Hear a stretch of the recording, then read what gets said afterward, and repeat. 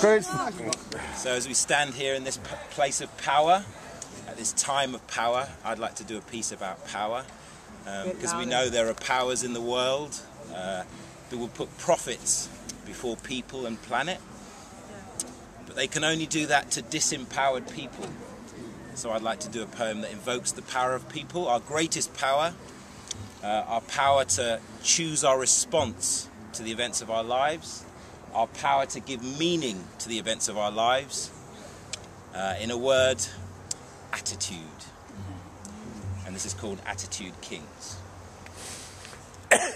So the world's divided into two types of people. And I'm not talking about who I think's good and who I think's evil.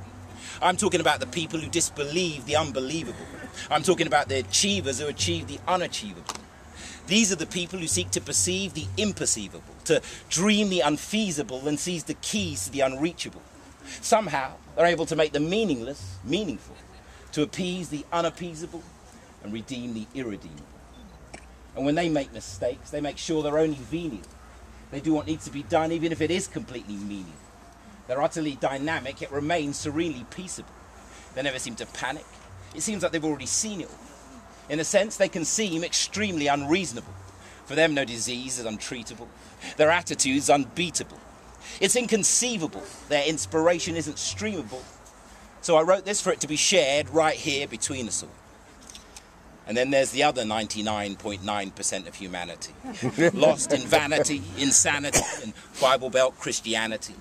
Ecological destruction, materialist induction, and numerous forms of hyper-violent tribal eruptions. Transport disruptions, shopping mall constructions, credit crunch hunger, and public service reductions. Billions live in poverty with no political suction, yet often live more meaningful lives than half the population of London. When narcissism has now reached epic proportions, what's next? A reality show called My First Abortion? Caution. You're now a product of corporate extortion, viewing mass media distortion as totally awesome, while acute social torsion causes more and more sons and daughters to be forced into dark and falsely awkward corners and given no quarter, they're reborn as fallen street maulers, leaving parents who are no more than poor soul-broken mourners. Yeah, the world's in a mess. Tell us something we don't know. Yeah, the human race looks like it's going the way of the dodo. What can I do, though? Oh, Napoleon Solo. Well, you can stop blowing your own oboe and get to work in your attitude dojo. No, you don't think so? You want to go on a go slow? I'm young, I want to have fun, I want to get jiggy like a bonobo. Yeah, I should cocoa. But if you don't want to be a no-show, all life asks is you give it 100% of your own flow.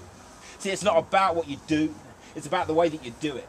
It's not about what happens, it's about how you respond to it. So when life bites, don't swallow the meaning till you chew it.